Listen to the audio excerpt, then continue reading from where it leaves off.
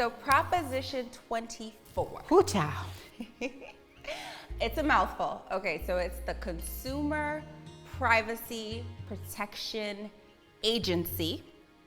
So it's to establish that agency, and it's also to enhance the Consumer Privacy Protection Act of 2018. So the act was already in law. It's currently in law. So this proposition will modify or enhance that 2018 piece of legislation that California passed. So I have a ton of questions with this. Me too, girl.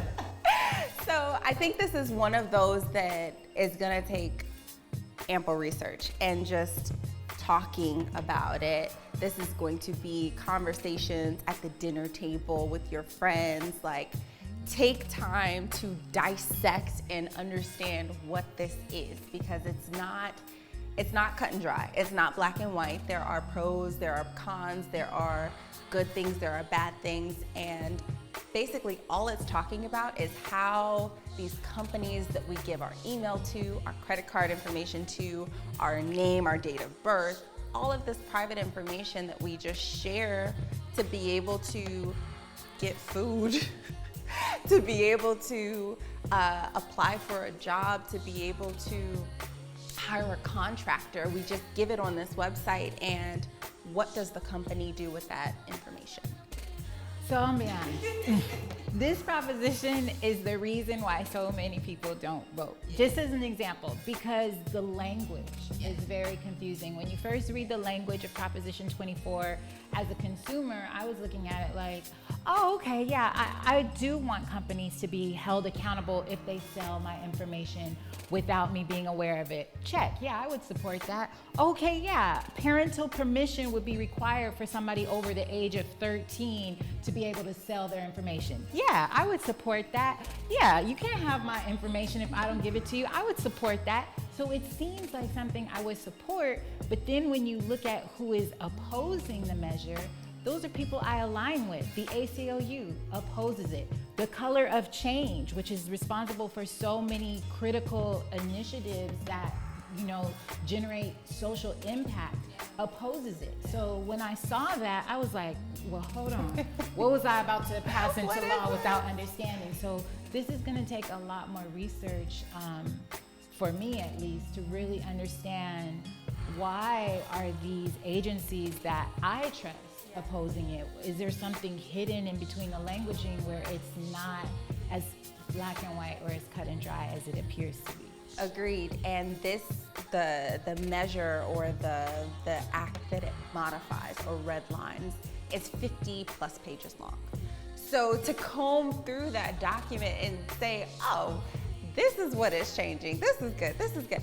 Who's gonna do that? Like, the average voter would not spend that time. So just taking that extra step to really understand, if you're gonna put your trust in an agency like the ACLU, if you're aligning with them, understanding why they oppose it, I think is gonna be key, because if you don't have the time to do that delve and research of these propositions of what is it actually changing, how is it impacting me, you have to go that extra step and ask, okay, well, if I'm not gonna go find out for myself, let me at least understand why these agencies that I do align with don't agree.